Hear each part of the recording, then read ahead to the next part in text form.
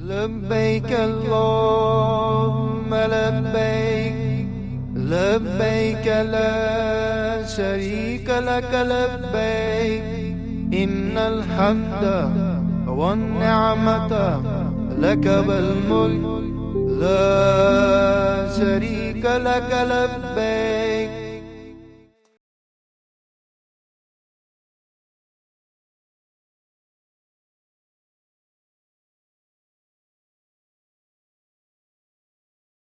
السلام علیکم ورحمۃ اللہ وبرکاتہ.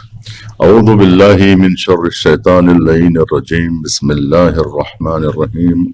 الحمد للہ رب العالمین. الصلاۃ والسلام علی رسولہ الکریم واہل بیتہ الطیبین الطاہرین واصحابہ المنتجبین. اما بعد.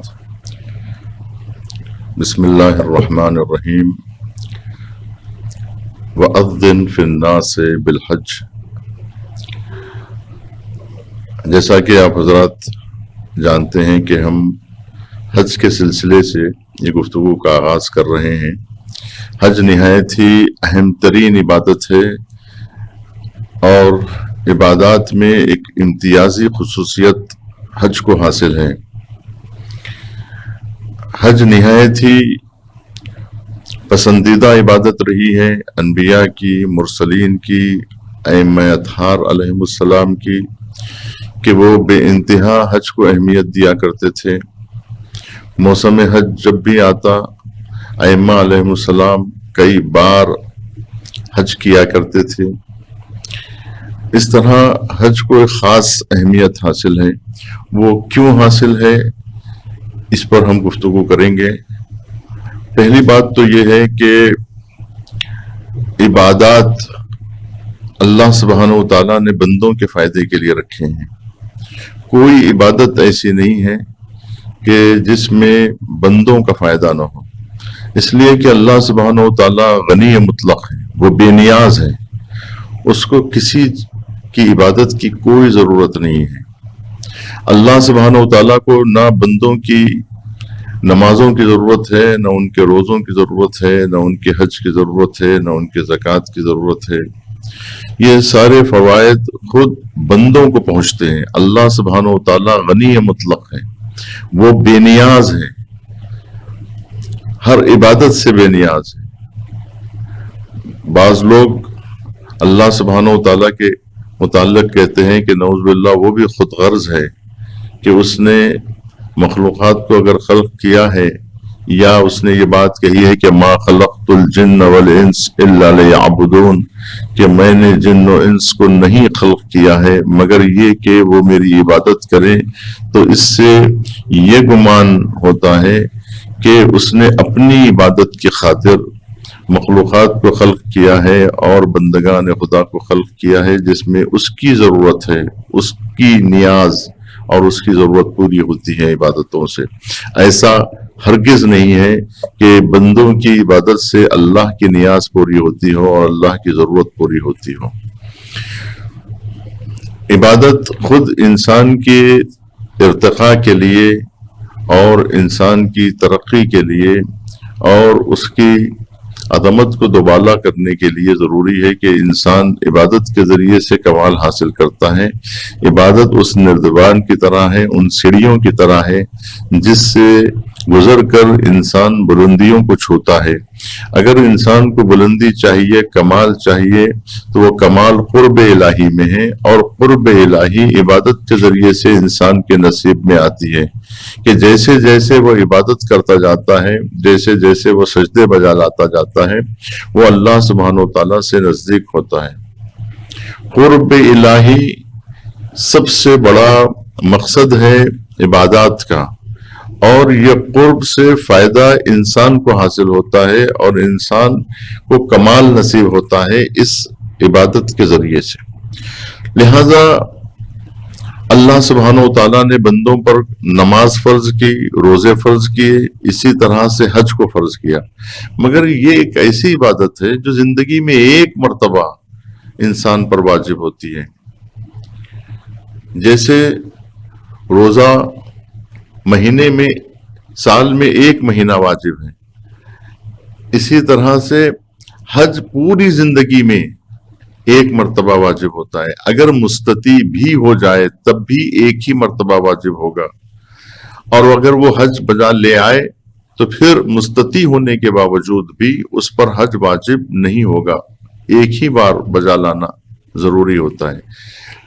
لہذا زندگی میں جو عبادت ایک مرتبہ بجا لائی جاتی ہے اس کی کتنی قدر و قیمت ہونی چاہیے، اور وہ عبادت کتنی عظیم ہونی چاہیے، اور انسان کے نزدیک اس کی کتنی قدر و قیمت ہونی چاہیے کہ جو اللہ نے صرف پوری زندگی میں ایک مرتبہ جس عبادت کو واجب قرار دیا ہے اس پر اگر انسان توجہ نہ کرے اور اس عبادت کو اہمیت نہ دے، اور وہ بھی مہمانی پروردگار، کہ جہاں حاجی اللہ سبحانہ و تعالیٰ کے مہمان ہوتے ہیں اور پروردگار عالم اپنے گھر آنے کی بندگان خدا کو دعوت دے اور کوئی اس دعوت کو ٹھکرا دے اور کوئی کہے کہ میں نہیں آنا چاہتا، مجھے جانے کی خواہش نہیں ہے، مجھے آرزو اور تمنا نہیں ہے حج کرنے کی، تو یہ کیا کفر کے مانند نہیں ہوگا؟ کیا یہ بیزارگی نہیں ہے؟ کیا اللہ سبحانہ و تعالیٰ کے گھر سے بے اعتنائی نہیں ہے کہ کوئی بندہ یہ کہے نعوذ باللہ اللہ کی دعوت کو ٹھکرا دے اور کہے کہ مجھے اس دعوت پر لبیک نہیں کہنا ہے، وہ بلا رہا ہے تو مجھے نہیں جانا ہے. پھر اس کے بعد اگر انسان اس دعوت کو ٹھکرا دے نعوذ باللہ اور اس کے بعد یہ کہے کہ میں اللہ کو مانتا ہوں، اللہ کی عبادت کرتا ہوں اور اس کی عبادت کا عاشق ہوں، تو کیا یہ جھوٹ نہیں ہوگا؟ لہذا ضروری ہے کہ انسان حج پر توجہ دے. حج نہایت ہی اہم ترین عبادت ہے، عظیم ترین عبادت ہے، لیکن اس عبادت کی فلسفہ اور اس عبادت کے اسرار سے لوگ واقف نہیں ہوتے ہیں کہ آخر یہ عبادت اللہ نے کیوں رکھی ہے. جتنے اسرار، جتنے راز اس عبادت میں پوشیدہ ہے، کوئی اور عبادت میں ایسے راز پوشیدہ نہیں ہیں.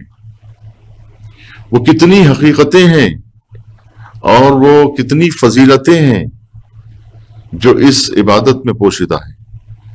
انسان نماز پڑھتا ہے لیکن نمازی نہیں کہلاتا، روزہ رکھتا ہے لیکن روزے دار نہیں کہلاتا، مگر حج کرتا ہے تو زندگی بھر حاجی کہلاتا ہے، اور اپنے نام کے ساتھ الحاج لکھ کر وہ فخر محسوس کرتا ہے کہ اس نے ایک ایسی عظیم عبادت بجا لائی ہے جو امتیازی خصوصیت کی حامل ہے. اب یہاں یہ غور کرنا ہے کہ آخر وہ کون سے راز اس عبادت میں پوشیدہ ہے جو بندوں کو سمجھ میں نہیں آتے ہیں.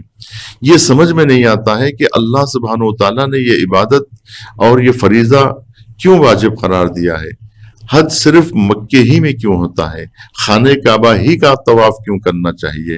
اور پھر یہ کہ صحیح کیوں بجا لائی جائے؟ صفا و مروہ کے درمیان صحیح بجا لانے کا فلسفہ کیا ہے؟ حکمت کیا ہے؟ کیوں آخر اللہ نے یہ عبادت کو فرض کیا ہے؟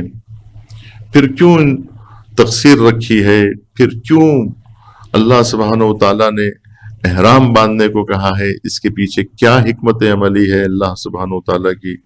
پھر یہ کہ انسان عرفہ میں جاتا ہے، میدان عرفہ میں، عرفات کے میدان میں قیام کرتا ہے، تو قیام کیوں ضروری ہے؟ کس لیے میدان عرفات میں اللہ سبحانہ و تعالیٰ بلاتا ہے؟ تمام دنیا کے حاجیوں کو میدان عرفات میں دعوت دینے کا مقصد کیا ہے؟ ہدف کیا ہے؟ کیوں اللہ نے یہ عبادت کو فرض کیا ہے؟ پھر اس کے بعد مسلسل سوالات اٹھتے ہیں کہ اگر حج کرنا ہے تو مکے ہی میں حج کر لیا جاتا، مکے کے باہر میدان عرفات میں جانے کی کیا ضرورت ہے؟ اور پھر رات مشعر الحرام میں گزارنے کی کیا ضرورت ہے؟ پھر رمی جمرہ کا فلسفہ کیا ہے؟ کیوں کنکریاں مارنی چاہیے؟ یہ کس بات کی تمرین ہے؟ اور وہ کون سی چیزوں کو یاد دلایا جا رہا ہے؟ یہ ساری باتیں دقت طلب ہیں، یہ ساری باتیں ضروری ہے اس کا جاننا، کیونکہ حکمت کو ہم جانیں گے تبھی شوق پیدا ہوگا. اور ائمہ علیہ السلام نے جو ارشاد فرمایا ہے حج کے سلسلے میں اس کو سمجھنا ضروری ہے، اور حج کے فلسفے سے واقف ہونا ضروری ہے تاکہ ہم معرفت کے ساتھ حج بجا لائیں. حج تو سبھی بجا لاتے ہیں لیکن معرفت والا حج. اور پھر یہ کہ زندگی میں جب ایک عبادت آپ انجام دے رہے ہیں، ایک واجب کو بجا لا رہے ہیں، اور اپنے وطن سے دور، اہل و عیال سے دور اور اپنے رشتہ داروں سے دور ایک دوسرے ملک میں آپ جا رہے ہیں، تو اس کا فلسفہ کیا ہونا چاہیے؟ اور کیوں اتنی زحمت انسان اٹھائے؟ کیوں اپنے ہی ملک میں کعبہ بنا کر اس کا طواف نہیں ہو سکتا ہے؟ کیا ہر ملک میں کعبہ نہیں بنایا جا سکتا ہے؟ یہ کیوں نہیں بنایا جا سکتا ہے؟ اس کی حکمت عملی کیا ہے؟ کیوں شرق و غرب میں کعبہ نہیں ہے؟ کعبہ صرف مکے کی سرزمین پر کیوں واقع ہے؟ اور وہ ایک ہی گھر کیوں ہے کہ جو سارے عالمین کے لیے بنایا گیا ہے؟ اس کی حکمت کیا ہے؟ کیوں اللہ نے سبحانہ و تعالیٰ نے ایسا کیا ہے؟ تو یہ سارے وہ سوالات ہیں جس کے جواب کی انسان کو ضرورت محسوس ہوتی ہے، اور وہ قد و کاوش کرتا ہے اور چاہتا ہے کہ وہ جانے اور جان کر عبادت کرے، سمجھ بوجھ کر عبادت کرے، معرفت کے ساتھ عبادت کرے، اور جتنی معرفت زیادہ ہوگی اتنی ہی عبادت میں خلوص پیدا ہوگا، اور جتنا خلوص پیدا ہوگا اتنا ہی قرب نصیب ہوگا، اور جتنا قرب نصیب ہوگا اتنا ہی ملکوت کا دیدار اور وہ نشانیاں اللہ سبحانہ و تعالیٰ کی محسوس کر سکے گا، اور وہ نشانیوں کا دیدار ہی در حقیقت جسے ہم کہتے ہیں دیدار پروردگار، وہ انہی نشانیوں کا دیدار ہے۔ تو لہٰذا گفتگو کو آگے بڑھائیں اور ان اسرار کو سمجھنے کی کوشش کریں، اس فلسفے و حکمت کو سمجھنے کی کوشش کریں۔ لہٰذا ہم کوشش کر رہے ہیں کہ اس عبادت کو سمجھیں کہ اللہ سبحانہ و تعالیٰ نے اگر یہ عبادت فرض کی ہے تو پہلی بات یہ ہے کہ یہ عبادت کیوں فرض کی ہے، کس لیے فرض کی ہے؟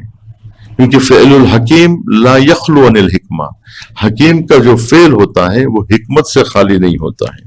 اللہ سبحانہ و تعالیٰ حکیم و مطلق ہے، علی الاطلاق حکیم ہے۔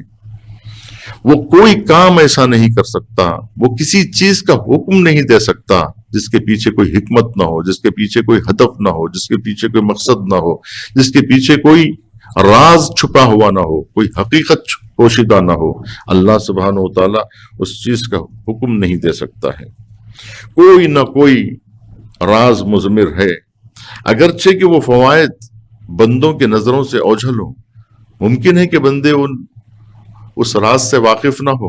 اور دیکھیے تعبدی جو مسائل ہوتے ہیں اس میں بندوں کا جاننا حکمت کا ضروری نہیں ہوتا ہے، یہ تو الگ سے ائمہ معصومین علیہم السلام کا لطف و کرم ہے کہ انہوں نے اس کے بہت سارے جزیات پر سے پردے اٹھائے ہیں۔ یوں تو کلی طور پر بعض مقامات پر خود اللہ سبحانہ و تعالیٰ نے اپنے لطف و کرم سے یہ بات بتائی ہے کہ ہم نے یہ عبادت کو کیوں فرض کیا ہے، حالانکہ اس کو بیان کرنا ضروری نہیں تھا۔ اور تعبدی مسائل کی ایک حکمت یہی ہے کہ تعبدی مسائل میں بندے کا یہ ایک امتحان ہوتا ہے کہ وہ اگرچہ کہ نہ جانے اس کی حکمت کیا ہے، لیکن اس کو عمل کرنا پڑتا ہے، اسے پوچھنے کا حق نہیں ہے۔ اگر آقا مثال کے طور پر اپنے غلام اور بندے سے پانی مانگے تو اب بندے کو پوچھنے کا یہ حق نہیں ہے، غلام کو آقا سے یہ سوال کرنے کا حق نہیں ہے کہ آپ پانی کیوں منگا رہے ہیں، کس لیے منگا رہے ہیں۔ ابھی تو مثال کے طور پہ ابھی تو آپ نے پانی پیا تھا، پھر کیوں منگا رہے ہیں، کس کے لیے منگا رہے ہیں۔ یہ سارے سوالات کرنے کا حق جو ہے وہ بندوں کو اور غلاموں کو نہیں پہنچتا ہے۔ تو لہٰذا یہ جاننا تو ضروری نہیں ہے، لیکن اگر حکمت جان لے تو پھر وہ شوق بڑھ جاتا ہے۔ یہ انسانوں کا مزاج ہوتا ہے۔ یہی مزاج کو دیکھتے ہوئے اللہ سبحانہ و تعالیٰ نے اپنے لطف و کرم سے عبادتوں کا مقصد بیان کیا ہے۔ چنانچہ نماز کو کیوں واجب قرار دیا گیا، اس کی حکمت بتائی، اور حکمت یہ بتائی کہ ان الصلاۃ تنہی عن الفحشاء والمنکر، کہ بے شک نماز انسان کو برائیوں سے روکتی ہے اور برے کاموں سے روکتی ہے۔ یہ حکمت ہے نماز کے واجب کرنے کی، کہ اگر نماز انسان پڑھنے لگے گا تو ہر برائی سے بچے گا، ہر گناہ سے بچے گا، ہر بری باتوں سے بچے گا۔ مثال کے طور پر جب روزے کی وجوب کی بات آئی، کہا یا ایھا الذین آمنوا کتب علیکم الصیام کما کتب علی الذین من قبلکم لعلکم تتقون۔ اے ایمان والو، تم پر روزے فرض کر دیے گئے جیسا کہ پچھلی امتوں پہ فرض کیے گئے تھے۔ یہ کیوں فرض کیے گئے؟ لعلکم تتقون، کہ تم میں تقوی پیدا ہو سکے، ممکن ہے کہ متقی بن جائیں۔ اس تقوی کی خاطر روزے کو واجب قرار دیا گیا ہے، تاکہ روزے کے ذریعے سے انسان تقوی کی منزل پر فائز ہو سکے۔ یہ مقصد روزے کا بیان کیا گیا۔ اب سوال یہ پیدا ہوتا ہے کہ حج جو واجب کیا گیا ہے، اس حج کا فلسفہ کیا ہے؟ کیوں حج واجب کیا گیا ہے؟ حکمت کیا ہے حج کے سلسلے میں؟ یہ وہ مسئلہ ہے کہ جس کا جاننا ہمیں ضرور، اور یہ جب ہم جان لیں گے تو ہماری دلچسپی جو ہے وہ بڑھ جائے گی حج کے سلسلے میں، شوق پیدا ہوگا ہمیں، اور ہم جو ہے بہت ہی چاؤ کے ساتھ، بہت ہی دلچسپی کے ساتھ یہ عبادت کو بجا لائیں گے۔ چنانچہ اللہ سبحانہ و تعالی نے اس کی جو حکمت بیان کی ہے وہ بہت ہی قابل غور ہے۔ اللہ سبحانہ و تعالیٰ نے ایک حکمت نہیں بیان کی، دو حکمتیں نہیں بیان کی، یا یہ کہ وہ فوائد جو، کیونکہ ایک فائدہ نہیں ہے، دو فائدے نہیں ہیں، بعض ایسے فوائد ہوتے ہیں جو تسکین روح کا سبب ہوتے ہیں، تسکین نفس کا سبب ہوتے ہیں، کچھ ایسے فوائد ہیں جو تسکین عقل کا سبب بنتے ہیں، تسکین فکر کا سبب بنتے ہیں، کچھ فوائد ایسے ہیں، کچھ لذتیں ایسی ہیں کہ جو مادی لذتیں ہیں، کچھ ایسے فوائد ہیں جو مادی فوائد ہیں، اور کچھ وہ فوائد ہوتے ہیں جو معنوی فوائد ہوتے ہیں۔ لیکن حج وہ عبادت ہے جس کے لیے لیشہدوا منافع کا لفظ استعمال ہوا، جو کسی بھی عبادت کے لیے نہیں کہا گیا۔ گویا یہ وہ عبادت ہے کہ جس کے سلسلے میں یہ کہا گیا کہ یہ جامع الامرین ہے، ایک ایسی عبادت ہے کہ جو دو پہلوؤں کو اپنے اندر سمیٹے ہوئے ہیں، مادی فوائد بھی اور معنوی فوائد بھی۔ یہ دو فوائد جو ہیں وہ حج میں آپ کو ملیں گے۔ حج کے سلسلے میں جب انسان ظاہری اور سطحی نظر سے دیکھتا ہے تو اسے کوئی فائدہ نظر نہیں آتا ہے۔ اب چاہے وہ نظر آئے یا نہ نظر آئے، لیکن یہ واجب ہے اور اس کو بجا لانا ہی ہے، اس کو عمل کرنا ہی ہے۔ بہتر ہوتا کہ جو چیز انسان نہیں سمجھ رہا ہے اسے سمجھنے کی کوشش کرے، حکمت پروردگار کو جاننے کی کوشش کرے، اور اللہ سبحانہ و تعالی یہ معرفت کو بندوں سے پوشیدہ نہیں رکھی ہے، اور جا بجا اللہ سبحانہ و تعالی نے یہ بیان کیا ہے کہ یہ میں نے کیوں یہ عظیم فریضہ حج کو تم پر فرض کیا ہے، تو اس کی حکمت اللہ سبحانہ و تعالی خود بیان فرماتا ہے۔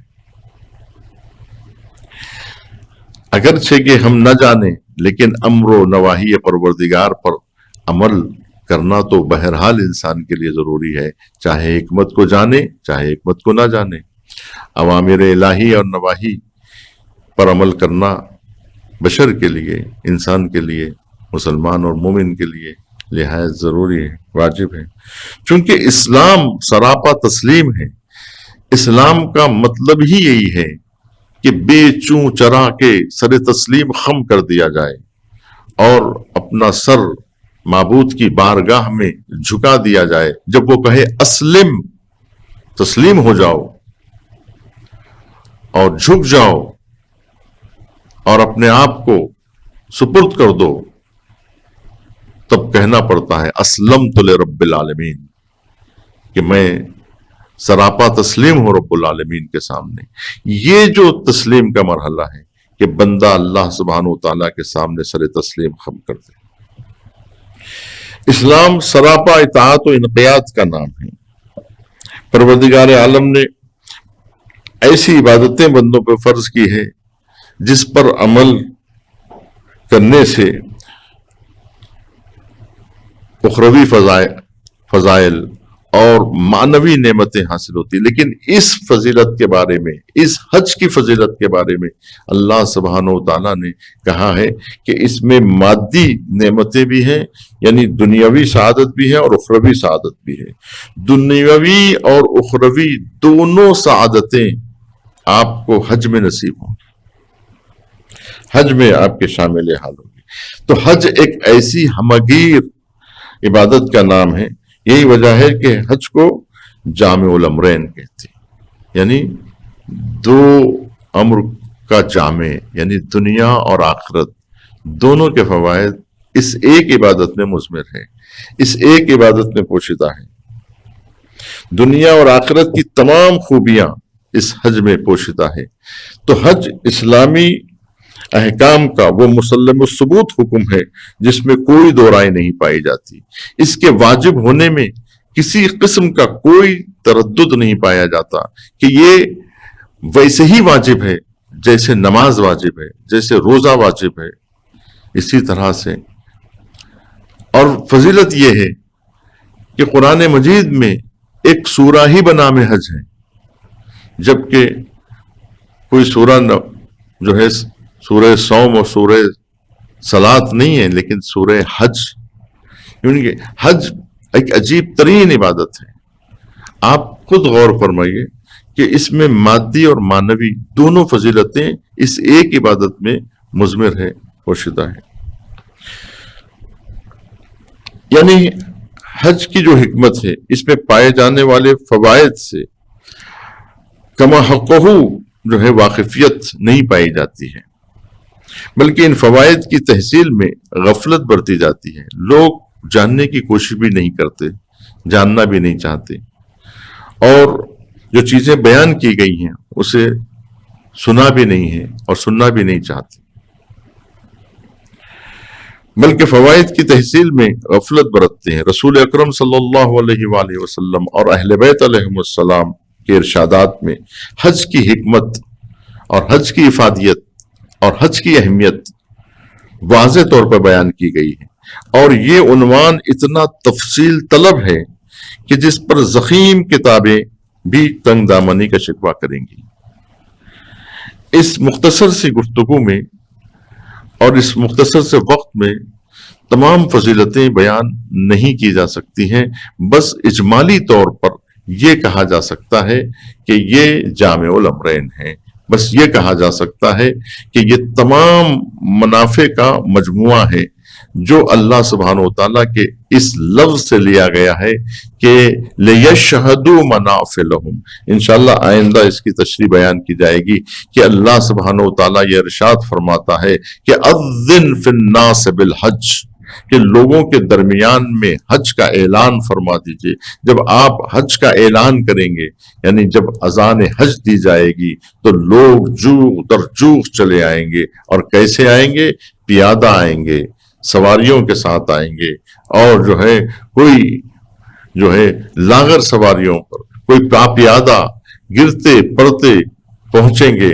وہ جب اعلان ہو جائے گا حج کا، تو لہٰذا آپ اعلان کر دیجئے حضور کہ اذن فی الناس بالحج، کہ یاتو کا، جب آپ کے پاس آئیں گے لوگ پاپیادہ آئیں گے. تو یہ جو بیان کیا گیا ہے کہ اس میں شوق و ذوق کے ساتھ آئیں گے.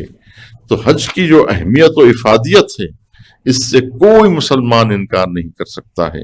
قرآن مجید نے واضح طور پر اس فضیلت اور اس عبادت کے بارے میں کھل کر بالکل واضح الفاظ میں، ایک آیت نہیں، دو آیتیں نہیں، مسلسل آیات. سورہ بقرہ میں آپ دیکھ لیجئے، سورہ حج میں آپ دیکھ لیجئے، متعدد صورتوں میں اللہ سبحانہ و تعالیٰ نے بیان کیا ہے حج کی اہمیت کو، حج کی افادیت کو. چنانچہ اسی کے پیش نظر جو سورہ حج ہے، اس سورہ حج کی آیت ہے کہ وَأَذِّن فِي النَّاسِ بِالْحَجِّ يَأْتُوكَ رِجَالًا وَعَلَى كُلِّ ضَامِرٍ يَأْتِينَ مِنْ كُلِّ فَجٍّ عَمِيقٍ لِيَشْهَدُوا مَنَافِعَ لَهُمْ وَيَذْكُرُوا اسْمَ اللَّهِ فِي أَيَّامٍ مَعْلُومَاتٍ. یہ لفظ یعنی منافع میں کہ لیشہدوا منافع، تاکہ منافع کو دیکھیں. کون سے منافع؟ ایک منفعت نہیں، ایک دو نہیں، لیشہدوا، تاکہ مشاہدہ کریں. کس چیز کا مشاہدہ کریں؟ کہ منافع لہم، جو منفعتیں اللہ سبحانہ و تعالیٰ نے رکھی ہیں اس حج میں. یعنی لفظ منافع میں تمام مادی و معنوی نعمات شامل ہیں. یعنی حج ایک ایسے عظیم اجتماع کا جس میں مظاہرہ ہوتا ہے، جہاں اقوام عالم ایک مرکز پر سمٹ آتے ہیں، پھیلے ہوئے اس دریا کی طرح جس میں مختلف نہریں آ کر ملتی ہیں، شرق و غرب سے، شمال و جنوب سے، افریقہ کے صحراؤں سے، اور جو ہے وہ ایشیا کے آبادی والے علاقوں سے، اور جو ہے وہ مختلف بر اعظموں سے چلتے ہوئے سب لوگ آ کر، جیسے مختلف دریائیں آ کر سمندر میں ملتی ہیں، اس طرح سے مکے کی سرزمین پر یہ جم غفیر جمع ہوتا ہے. اور اس کے لیے وقت مقرر کیا گیا ہے، زمان مقرر کیا گیا ہے، جو اس بات کی علامت و نشانی ہے کہ یہ سب ایک خدا، ایک رسول، ایک قرآن اور ایک قبلہ والے ہیں، جن کے دل آپس میں جڑے ہوئے ہیں اور جو شانے سے شانہ ملا کر چلتے ہیں. وہاں پہنچ کر یہ اتحاد ایک ٹھوس وحدت اختیار کر لیتا ہے، جس کی طاقت و قوت کو کوئی توڑ نہیں سکتا. یہ اجتماعی اہمیت، یہ اجتماعی فضیلتیں اور یہ اقوام و ملل کو سمجھنے کی اور درک کرنے کی جو فوائد انسان کو حاصل ہوتے ہیں، وہ بالکل ہی عجیب ہیں.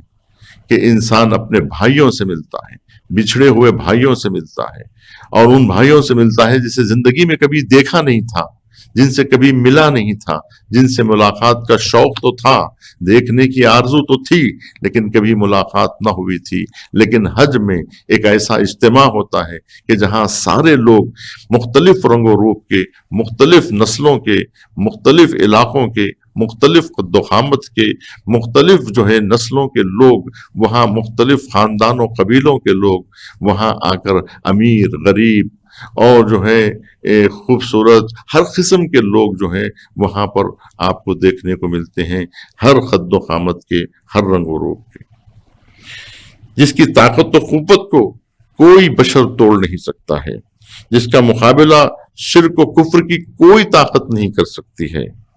یقیناً یہ اتنا بڑا پرشکوہ اجتماع قومی تقویت اور ملی اتحاد کا ایک عظیم ثبوت ہے اور حسن تفاہم کی راہ ہموار ہوتی ہے، جس سے یہ وہ فوائد ہیں کہ جو لوگوں کو نظر نہیں آتے، جو مادی اور معنوی فضیلتوں کے ساتھ ساتھ وہ فضیلتیں کہ جو انسان جن سے غافل ہوتا ہے، جس سے ملت کا ہر مسئلہ اور ہر مشکل کو یہ حل کی جا سکتی ہے. تمام مادی مسائل کو، تمام معنوی مسائل کا حل آپ کو حج میں ملے گا. تو پھر حج کتنی اہمیت کا حامل ہے، کتنی بڑی فضیلت ہے، کتنا بڑا مقام ہے حج کا. یقیناً یہ اجتماع شرق و غرب میں پھیلے ہوئے مختلف افراد کو جوڑتا ہے. رسول اکرم حجۃ الوداع کے موقع پر میدان عرفات میں ارشاد فرمایا، ان ربکم واحد و ان آباؤکم واحد کلکم من آدم و آدم من تراب ان اکرمکم عند اللہ اتقاکم ولیس للعرب علی العجم فضل الا بالتقوی. بے شک تمہارا پروردگار ایک ہے، تمہارا باپ ایک ہے، تم سب کے سب آدم سے ہو اور آدم مٹی سے. بے شک اللہ کے نزدیک وہ سب سے زیادہ محترم ہے جو پرہیزگار ہے، اور کسی عربی کو اجمی پر فضیلت حاصل نہیں ہے مگر تقوی کے ذریعے سے. والسلام علیکم ورحمۃ اللہ وبرکاتہ. وآخر دعوانا ان الحمد للہ رب العالمین.